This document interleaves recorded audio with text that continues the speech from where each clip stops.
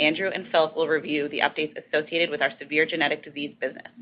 Then Chip will review oncology news and share an update on the planned business separation. They will then be joined for Q&A by several additional members of the management team. With that, I'll turn it over to Nick. Thanks, Liz, and thank you everyone for joining the call this morning. As we outlined in the press release this morning, we look forward to sharing the incredible progress we've made over the last 7 months as we prepare to separate and launch 2 exciting companies early in the fourth quarter, Bluebird and 2seventy. We'll also talk with you more about the clinical hold the FDA has placed on our CALD studies and the safety event associated with that hold.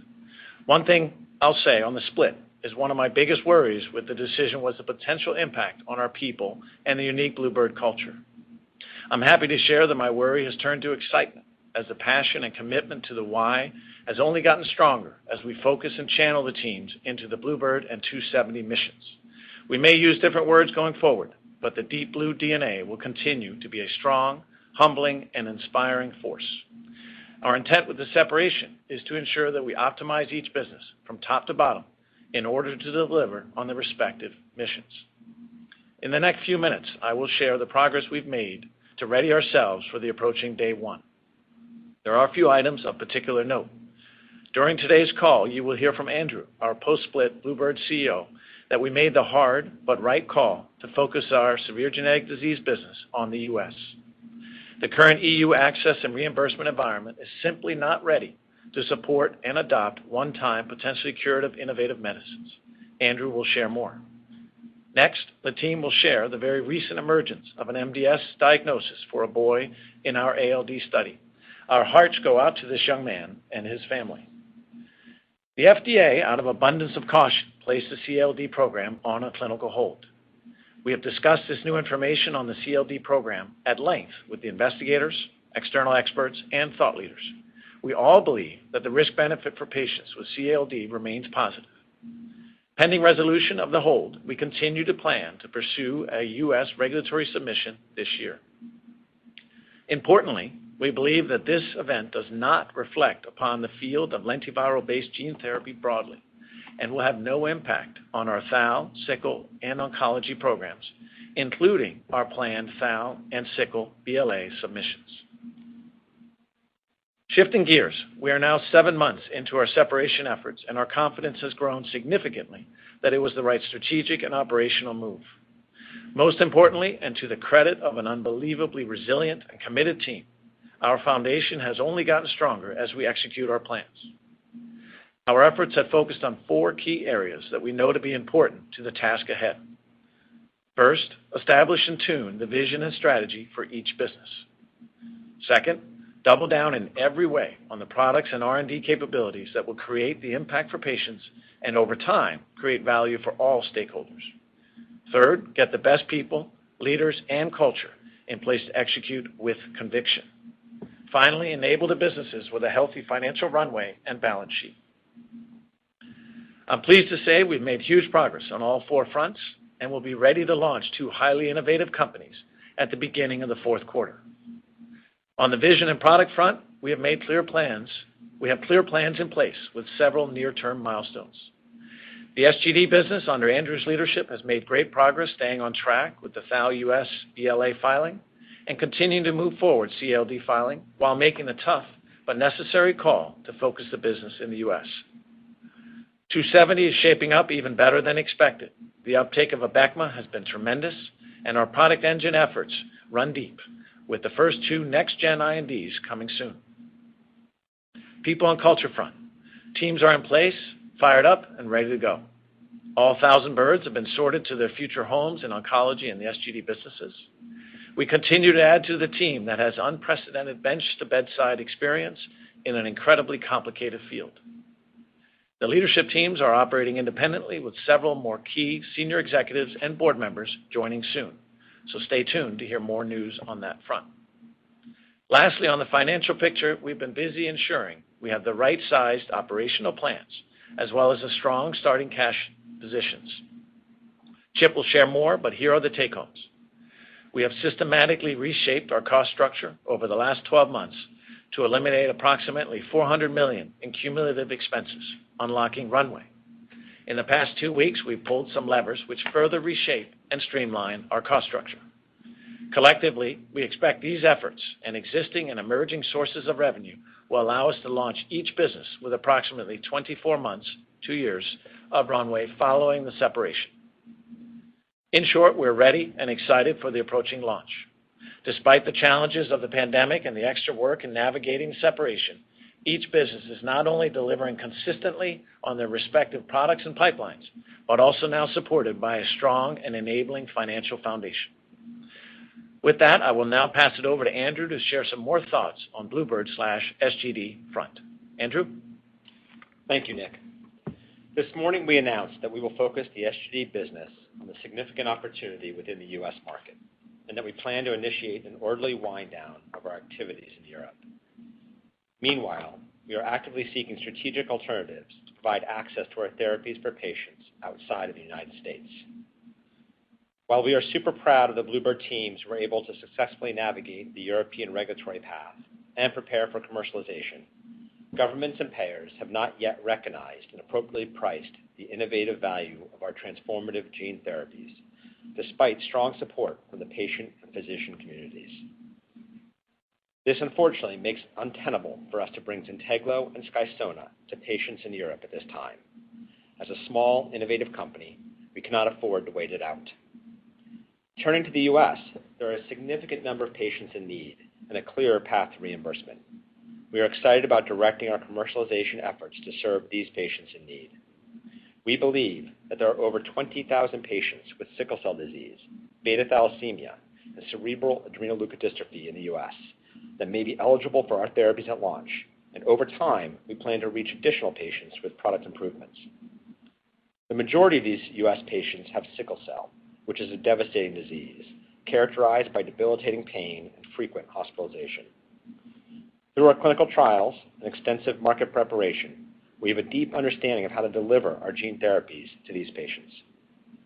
We know where the patients are and have 3+ years partnering with qualified treatment centers that will serve the patients we plan to treat. We are actively building our U.S. commercial infrastructure to deliver a seamless customer experience for both physicians and patients. And we have prioritized patient access and are pleased with our ongoing engagement with U.S. payers. Moving forward, we are on track to submit our data package for approval of our thalassemia therapy to the FDA in the next couple months, and we will continue to invest in product improvements and next-generation technologies that we hope can address patients globally in the future. To summarize, we've had to make some difficult decisions, but have a laser focus on our major milestones ahead and have streamlined our business to tackle our largest opportunities to impact patients' lives. Separately, we have an important LSL safety update. Today we announced that a patient treated with LSL approximately 1 year ago in the Phase 3 ALD-104 study was diagnosed with myelodysplastic syndrome with single lineage dysplasia. Our thoughts are with this boy and his family. He remains under the care of his treating physician and continues to be followed in a Bluebird Bio-sponsored clinical trial of LSL. It has been determined that this case of MDS is likely mediated by lenti-D lentiviral vector insertion.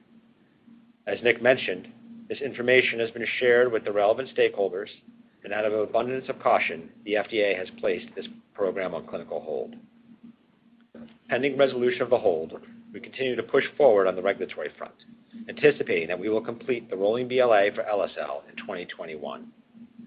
We believe that this safety event and the clinical hold on the CALD studies do not have an impact on LVV gene therapy programs broadly, or specifically on our LVV programs in sickle cell and thalassemia. I'd like to turn it over to Philip to share some additional details regarding this safety update. Philip?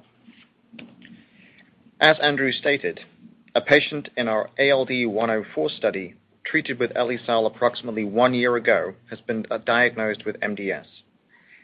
This patient is one of 67 treated with LSL and one of 3 we have previously reported to regulatory authorities with a predominant clone, which is triggered when a given insertion site has a greater than 50% clonal contribution. 2 of these 3 patients have presented with thrombocytopenia and dysplastic megakaryocytes in the bone marrow, and as announced today, one of these boys has developed MDS.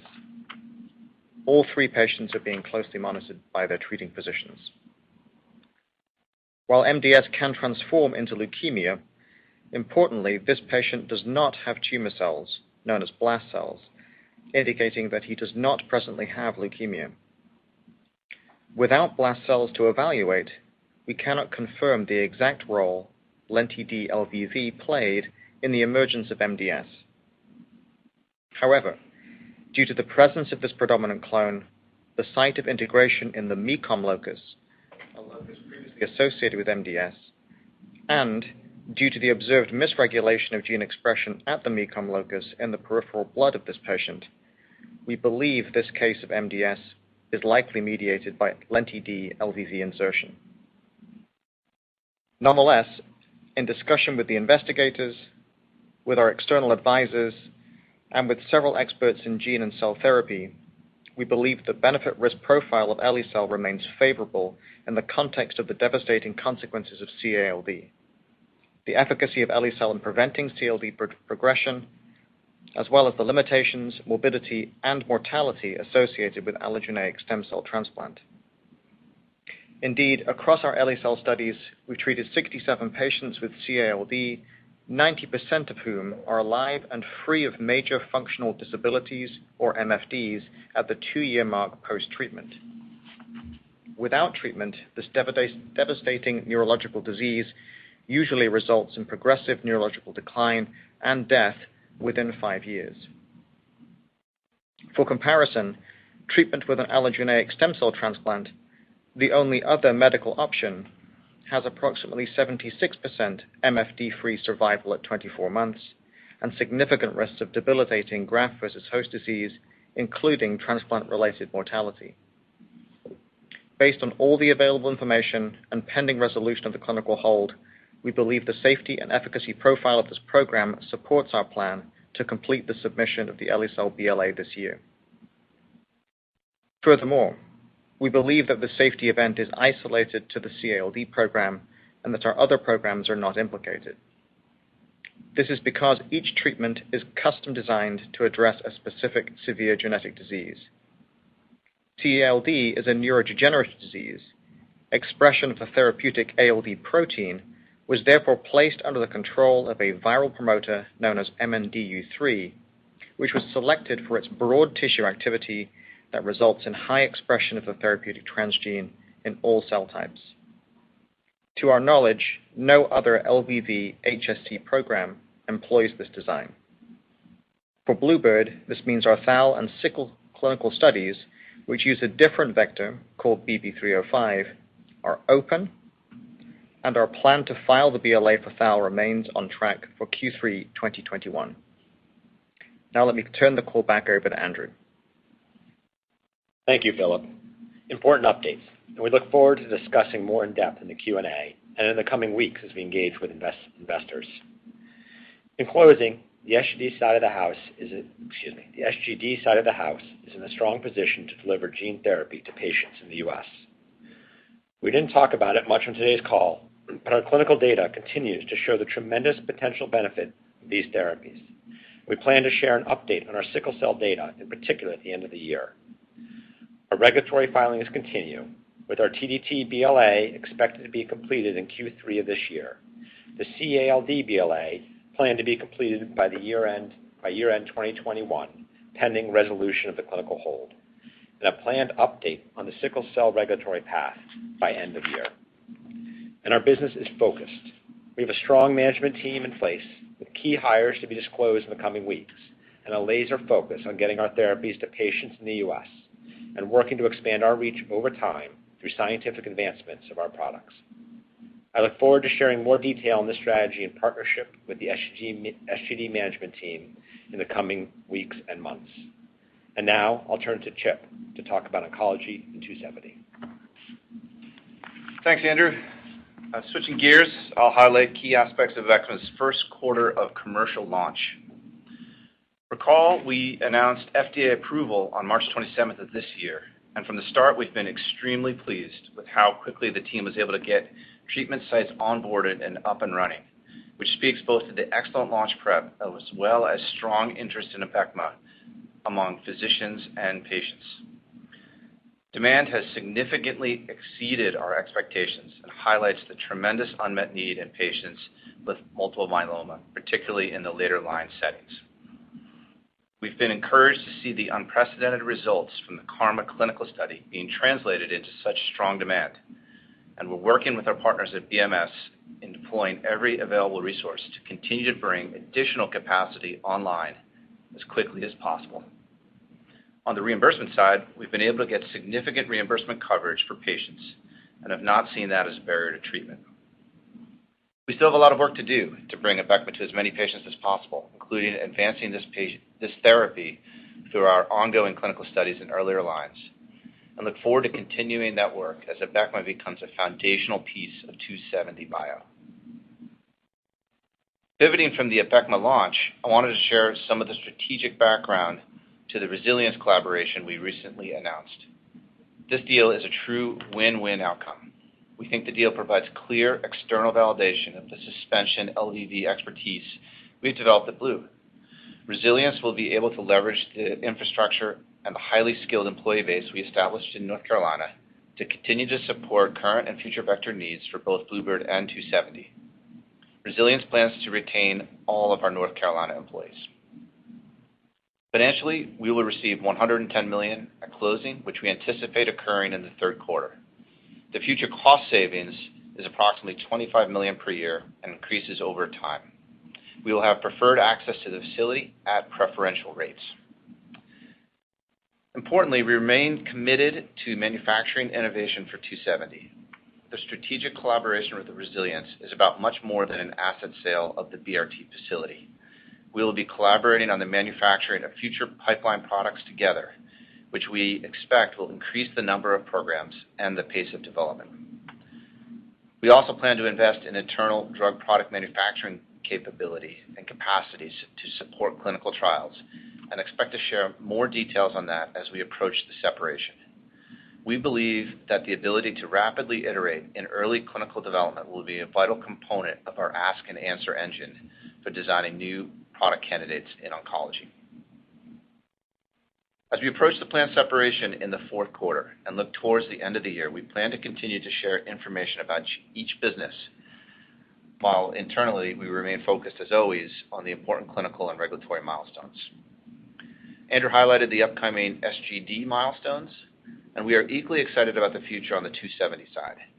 We plan to file 1 to 2 new INDs by the end of this year and anticipate delving into those INDs more deeply on an upcoming investor call. We're excited about the continued launch trajectory of Abecma and the increased financial flexibility that it will provide over time.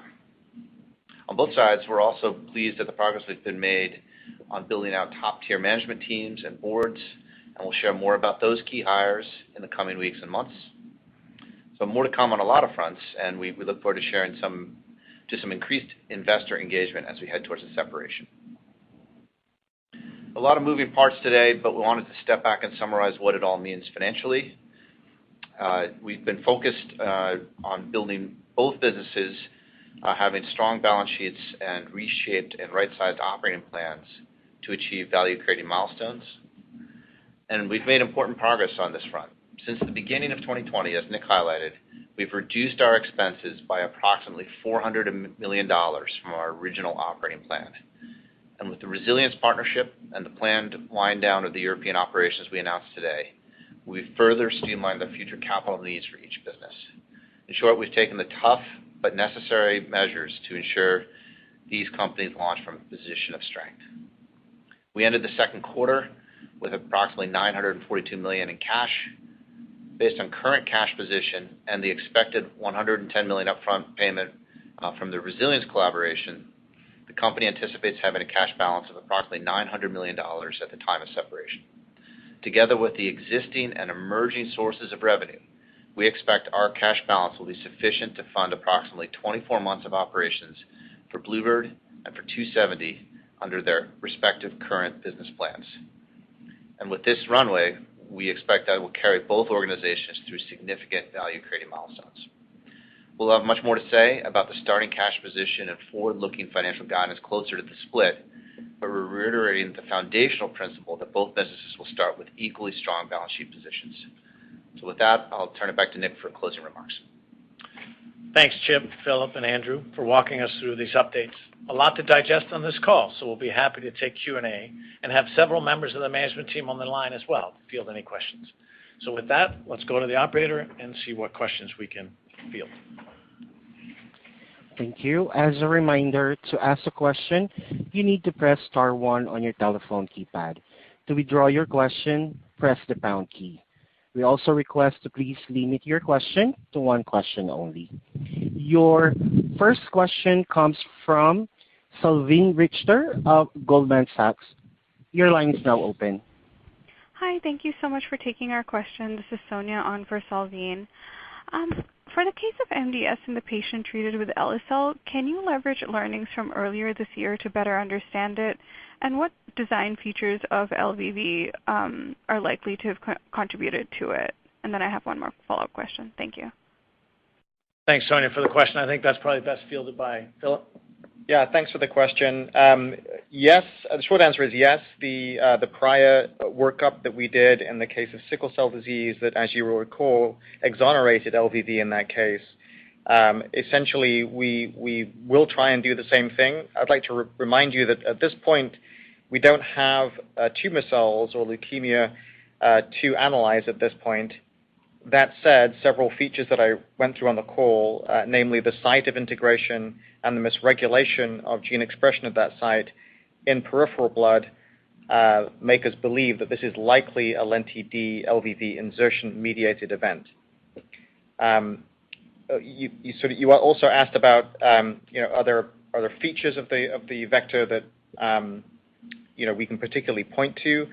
There are actually many differences between the sickle programs and the ALD program, but from a vector perspective, the promoter usage is quite distinct. As I said on the call, the promoter used in the ALD program was designed for broad tissue expression and high levels expression across all cell types. By contrast, the BB305 vector is designed for tissue-specific expression only in those cells that will drive towards red blood cells, so the erythroid lineages. And that's a very important distinction between the two programs. Thanks, Philip. Thanks. Next question. Oh, sorry. Could I ask another quick one? Or we're trying to limit to 1, but if it's a quick follow-up, then yes. Just a quick follow-up on the, what experiments or assays would you be doing to better understand that? Yeah, so at this point, without tumor cells to analyze, we've completed the experiments that we can do at this time. Thank you. Thank you. Your next question comes from Mani Foroohar of SVB. Your line is now open. Thanks for taking the question. So we've seen a couple of tough outs for you guys commercially in Europe, some challenges that come with doing novel science and developing complex therapies for pretty severe diseases. Let's talk a little about the commercial situation in the U.S. for the rare disease franchise.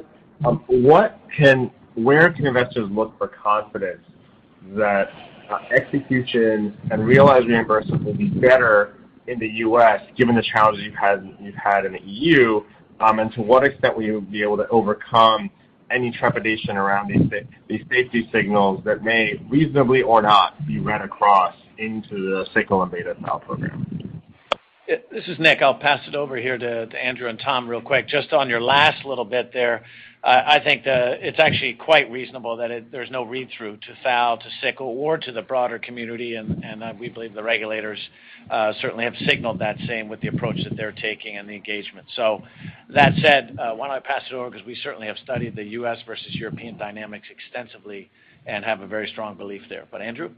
So just as a reminder, very different systems in Europe than the U.S. European systems each have a single consolidated payer with the governments and negotiate prices for the entire country. The U.S. has free pricing overall in general, and it's many different parties, private payers and government payers, that are negotiated with. So very, very different systems.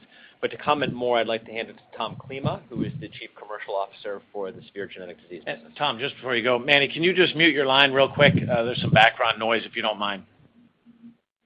Sure. Yeah, thanks for the question, Manny. I think we've been actively working both with our qualified treatment centers, QTCs, and our U.S. payers for over 3 years now, and continue to get very positive feedback and dialogue about our path for securing both coverage and reimbursement.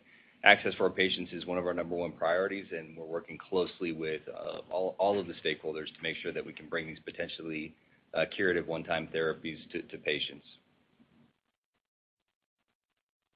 Thanks, guys. Thank you, man.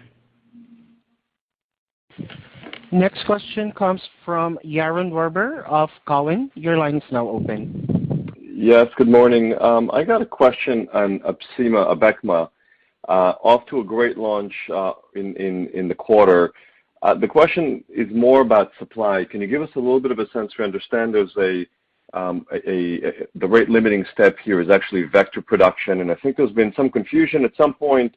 I believe Bristol said they can get to as many as 100 patients per month in August, but it's not clear that that's really going to be the run rate from this point onwards. So can you just give us a sense so we can better understand what the supply could be and we can model it appropriately? Thank you. Yeah, Ron, this is Nick. I think it's a fair comment. I think both BMS and us, one thing I can say is we are completely focused on this because of the importance of this medicine clearly is to the patient community as evidenced by the uptake. And so both on the vector and the drug product side of the equation, we're running at the exact numbers, and the evolution of that is something that we are working on with the FDA and actually have made great progress since approval and so forth. Exactly where we'll be by when is something that we're working on with BMS and haven't fully disclosed, right? We're certainly optimistic that we're going to be able to meet as much of this demand between now and end of year as we continue to ramp capabilities on both sides of the house, meaning drug product and vector. I don't know, Chip, if you wanted to add any more details to that. No, Nick, I think that was well said. Reminder, vector today is produced actually at a third-party CMO in an adherent setting. We're also pushing towards bringing suspension vector online at a future date. But today, the focus amongst the teams is on increasing vector production and increasing the weekly and monthly number of drug products we can produce, downstream testing and release testing, you name it. There's focus on every aspect of that supply chain to deliver for as many patients as quickly as we can. And we certainly expect between here and the end of the year that capacity will be increasing. But I think we're going to stop short of kind of giving month-by-month numbers in terms of the expectation just yet. And you're on the exciting part here is that it certainly doesn't seem to be demand constraint, right? One question was, what is the interest in this type of therapy for the later lines? And that clearly has been answered. And so whether it's Giovanni or Chris or the various folks over at BMS, I can tell you on a weekly basis are completely engaged.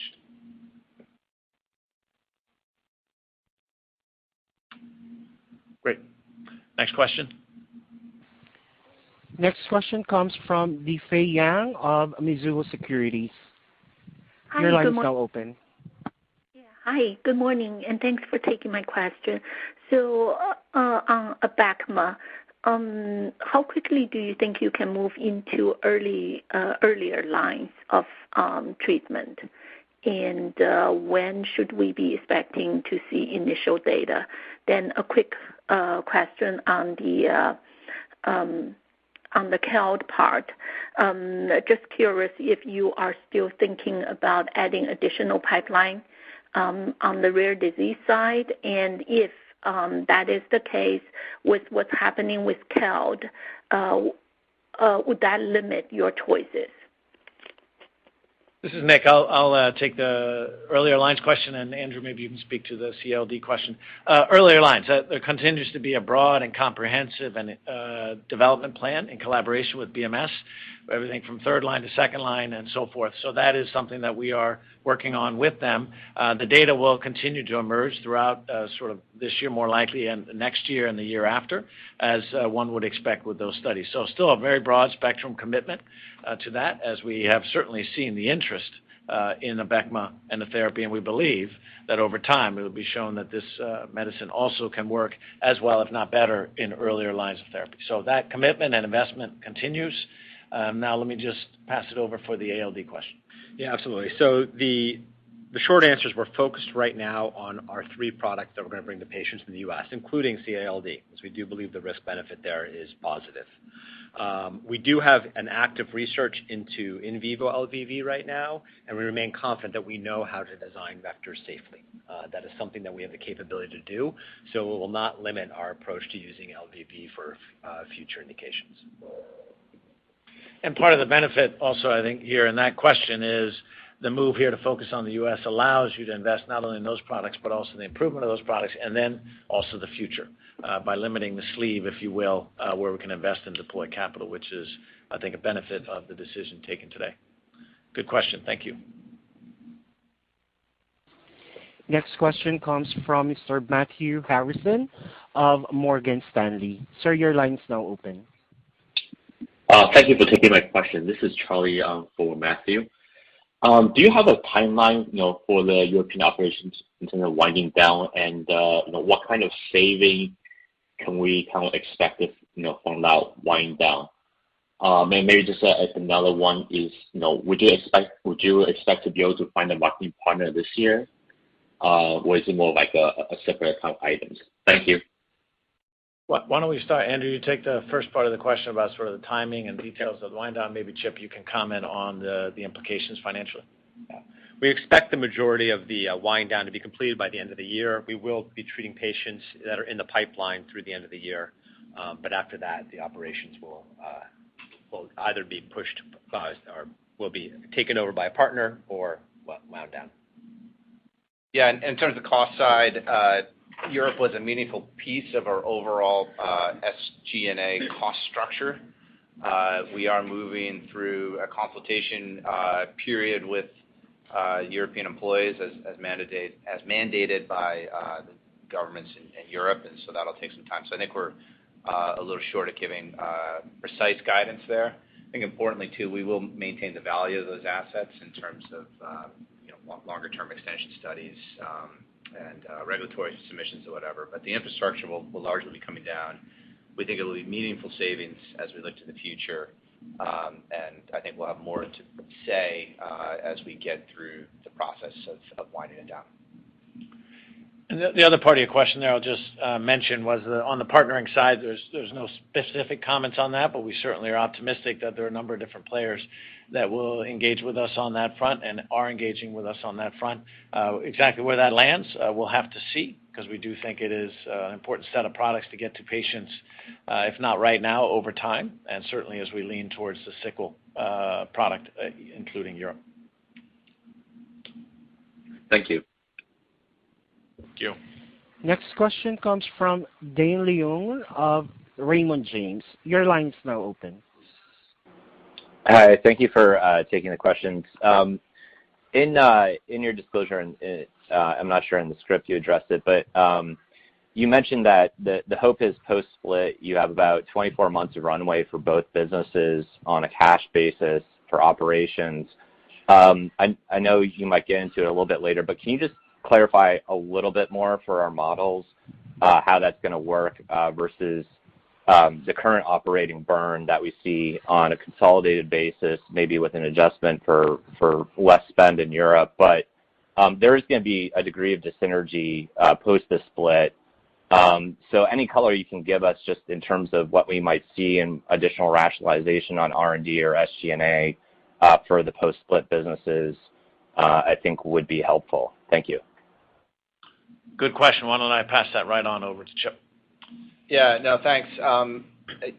I would say yes, we are continuing to rationalize the cost structure, and those effects won't be fully realized until next year between the transition of the BRT manufacturing plant to resilience and then this decision in Europe. So those are two pretty big levers. At the same time, we see Abecma continuing to ramp, which provides an important tailwind for the 270 or the oncology business. In terms of the pipeline for SGD, the focus is going to be squarely on bringing those 3 late-stage products to patients, and particularly those patients in the United States. And then for 270, it's going to be the focus on the IND engine. So, as we alluded to there's a cost side of that, which is largely in our control, and a commitment to managing the business to within that 24-month runway. And there's also revenue side of the equation, which is existing sources of revenue with Abecma, emerging sources of revenue on the SGD side as products are approved here in the United States next year. And then I think we see a number of strategic levers that we can continue to exercise on the revenue side. So, more to say there as we move forward, but we feel good about our ability to operate these businesses for the next 2 years. Thank you. Good question. Thank you. Next question comes from Gina Wang of Barclays. Your line is now open. Thank you for taking my questions. I have one question regarding the Lenti-D. Just wondering what kind of experiments or data you need to submit to the FDA to show that the reason for this MDS is because of MDD3 promoter, not due to the other components. Just want to make sure, the backbone for Lenti-D versus lentiglobin, there is no other differences, including locus control region and also, the 3' ion that you remove the insulator element. I think I'll pass that one over to Philip. Thanks, Gina. It's difficult, obviously, to do these experiments, in retrospect. That said, there are substantial differences between the vectors that you're alluding to. However, we believe that the critical component is the choice of promoter, and specifically the choice of a promoter in the case of Lenti-D, which was necessary for broad tissue expression versus one that's much more restricted and tissue specific. We think that's the major difference that's playing a role here. I want to make it clear that by itself, an integration into a particular locus we don't think that's sufficient, right? So that by itself is not enough. That said, we think that's sort of the first hit, if you will, and there may be other things that are necessary. So that's an important component. But from a difference between the globin promoter that's used in BB305 and the CLD Lenti-D with the MNDU3 promoter, we think that's the significant difference. Okay, thank you. One thing that we do expect and appreciate, and certainly this will come down to an engagement with the agency as well, that we'll go through this process fairly expeditiously, given the risk-benefit assessment that people believe around this program, to make sure that we can continue on our path towards filing. But we'll provide more updates on that front as we have. Thank you, Gina. Your next question comes from Jason Gerberry of Bank of America. Your line is now open. Hey guys, good morning. Thanks for taking my questions. Just wanted to come back to the European decision, and just curious, how much of this was really predicated on one of your key markets was based in Southern Europe for lentiglobin, at least with beta thal, and not a market that you typically can capture great pricing in versus, say, a Germany. So wondering if there was anything specific to the market opportunities for lentiglobin in Europe that sort of drove this decision, because I imagine investors would look at a product like Zolgensma, which captured pretty good value, as a one-time therapy in Europe, and perhaps maybe that comes down to availability of different alternatives and prognosis for the patient ultimately that can drive value. But just wondering, as the postscript gets written here on EU lentiglobin, how some of these factors played into the decision. Thanks. Yeah, so there wasn't, I can take this is Andrew. There wasn't one smoking gun from one country, right? There was multiple conversations going on across Europe, and we had gotten far enough in multiple countries to see that the value that we were achieving and value recognition we were achieving in those countries was not going to be sufficient overall. So Italy, it wasn't particularly Italy, it wasn't particularly Germany, it wasn't particularly any one country. I think you make a good point about the comparator in terms of what the costs that are being relieved. Unfortunately, the European governments have really, in some cases, did not recognize the unmet need in thalassemia. Some did, some did not. In other cases, that were not willing to provide a premium over standard of care. In some cases, they were.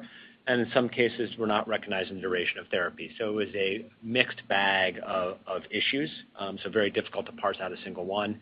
The net result, though, was that the price levels that we were seeing were not sufficient for us to move forward in Europe. And the one thing I'd add to that, I think it's an important question, is that there is an element of the European system that's frankly broken for situations like this.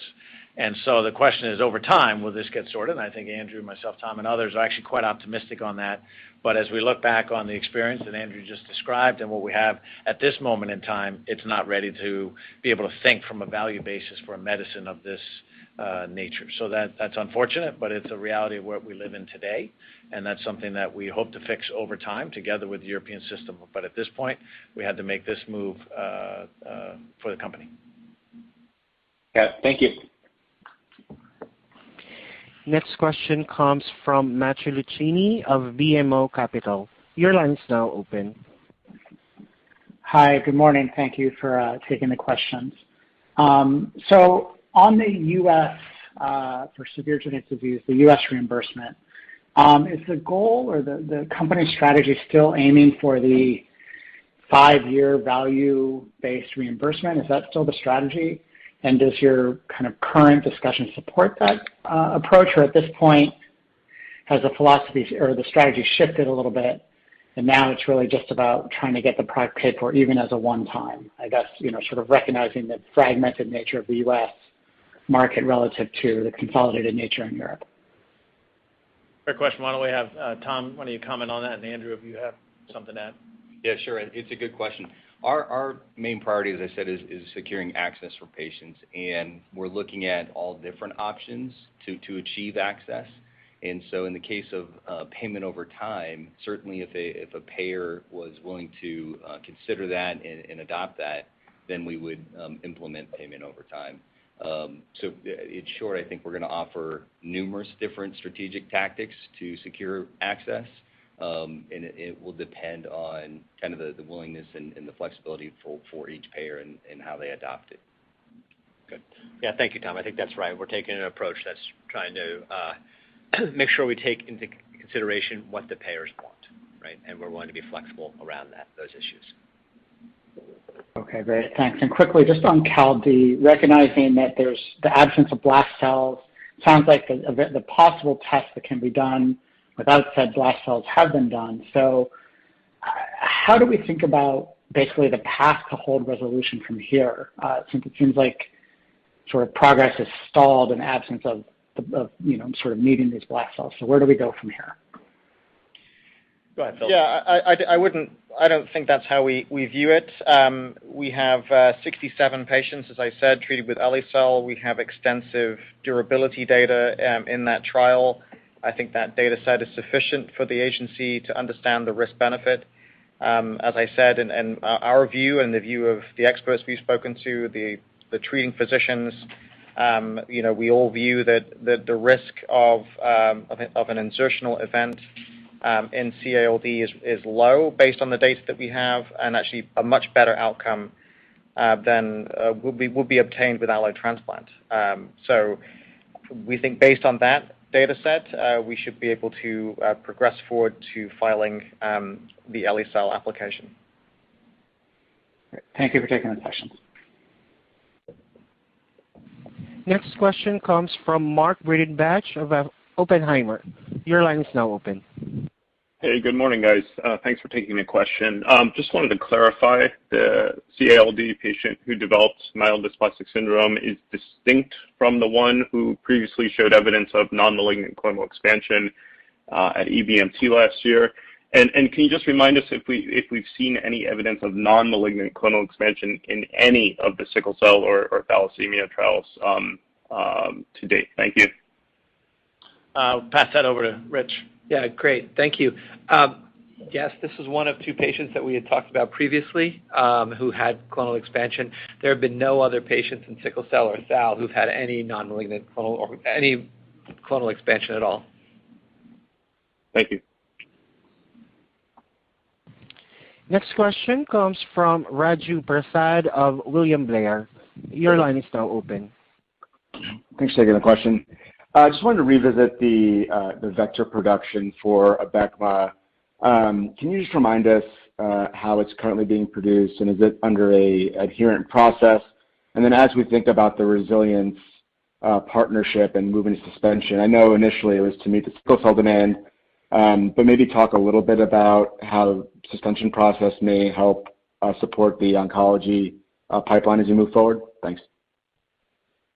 Yes, so you're correct. This is Nick. It is made through an adherent process at this time, and we do plan through the suspension production process that is at BRT facility that is now over time going to be part of the Resilience network. That certainly is a commitment they have, and BMS is very much engaged as that as well. So that's something we're moving to as expeditiously as we can on the vector front, which should help on a bunch of fronts. One is capacity, two also cost of goods, and so forth. And we plan to, through the relationship with Resilience over time, is as they better utilize the breadth of that facility down there and most likely expand it for other clients. That's something that they also would be able to make use of, is the Resilience, and that's certainly something that Bluebird in this context would participate in. So I don't know, Chip, if you had anything else to add on that. No, Nick, I think you hit that well. I think suspension will be key for the long-term continued ramp of Abecma, and access at BRT will be key for both businesses on the pipeline side, and as Nick said, we've got preferred access there, so that was an important part of the structure of that deal. Great, thanks.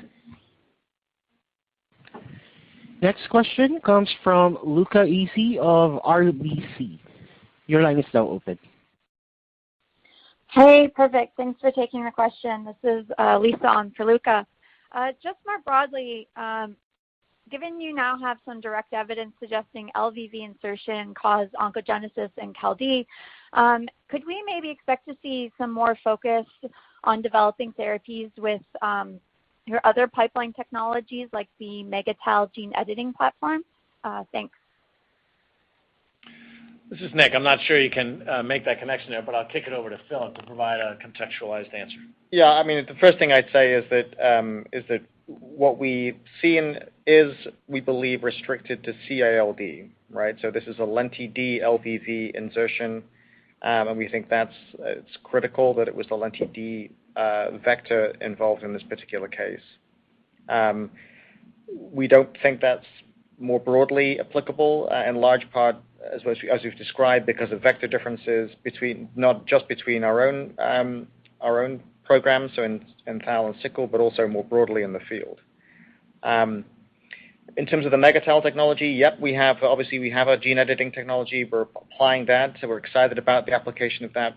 We have, as you know, we have collaborations in vivo with Novo around hemophilia, and we have a T-cell product that's heading towards IND as well. So we are using that technology, and we'll continue to look for opportunities to use that technology in other products in the future.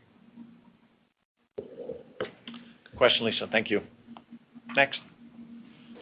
Next question comes from Michael Schmidt of Guggenheim. Your line is now open. Hey guys, thanks for taking my question. I had another one regarding the upcoming business split.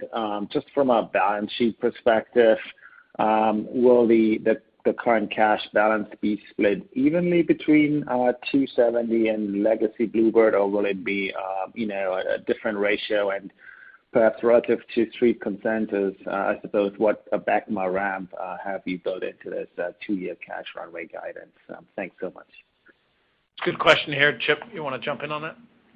Yeah, happy to. In terms of the split, we would expect the cash to be apportioned fairly evenly between the two. The businesses don't have the kind of exact same burn rate, so again, the solve is for an equal amount of runway on both sides. And again, as we look at the math, we see in roughly 2 years or 24 months of runway for each, with a balance of $900 million approximately to split between the two businesses.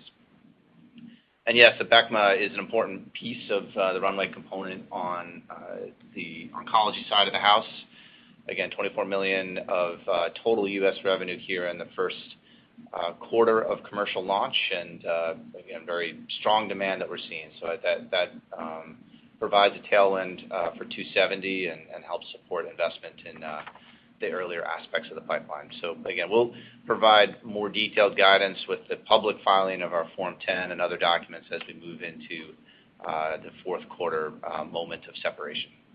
The only thing I might add there, because I think also just without being specific on the numbers, because I think it's difficult, but we do anticipate this year and next year to be really a capacity game as it relates to Abecma, right? Given the interest there to be able to maximize out and treat as many patients as we can, even with the advancements of other possible approvals in that same time frame, we are expecting that to be more about sort of meeting demand as opposed to sharing demand in that regard. So that's, I think, a good news. That's also certainly baked into our thinking as we think about the forecast and how to best and most appropriately launch both businesses with the right runway. Great, thanks. Good. Your next question comes from Yanan Zhu of Wells Fargo. Your line is now open. Hi, thanks for taking my question. I have a question on the Lenti-D and MDS case and read through to other programs. I think I heard Philip mention that the integration site is the MECOM locus. And I also think there might seem to be some gene dysregulation at this locus due to the vector and probably the promoter.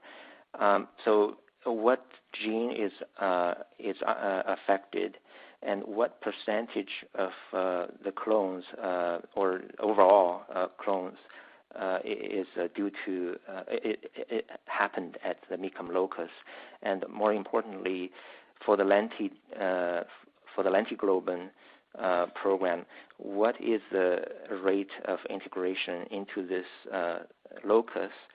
And could there be any chance that integration alone could disrupt the gene that's misregulated? Thanks. So I'll pass it over to Philip here in a second. The one thing I'll just say on the regulatory side of the equation is that this is a hold on the ALD program, and that's an intentional decision made by the regulators and so forth. Much like in the prior situation we had fairly recently, it was a hold specifically on the thal and sickle program, not on the ALD program. So it's the read-through from a scientific and medical point of view and a regulatory point of view is very clear. There is no read-through, and that's how we're planning, and that's why we believe we're moving forward with all the other programs, and actually not just us, but also the field. And that's the ecosystem has evolved, I think, in a very healthy way to understand the nuances of how vectors are different. So with that as context, why don't I pass it over to Philip? Yeah, it's a good question. In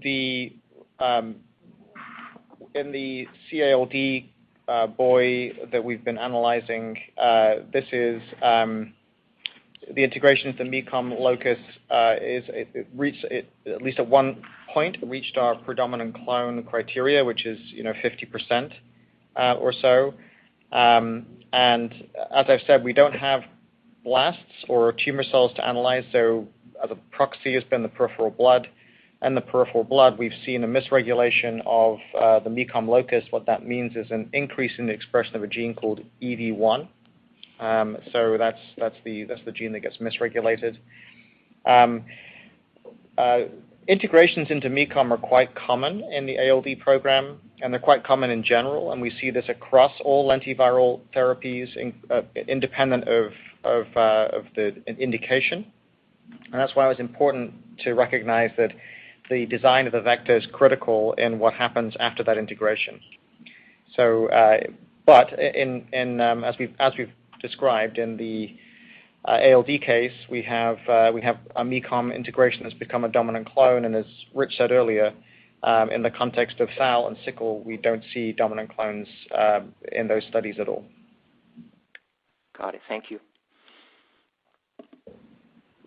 So with that, I think we are going to close. We certainly anticipate speaking more with you, and we're excited to continue to keep updated as we lean towards the launch of these two businesses, both Bluebird and 2seventy here, and very importantly, the substance behind it, which is we got the U.S. filings as well as the oncology INDs and others that we look forward to sharing with you in more detail as these companies prepare themselves by early fourth quarter.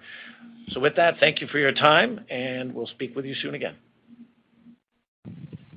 This concludes today's conference call. Thank you for participating. You may now disconnect.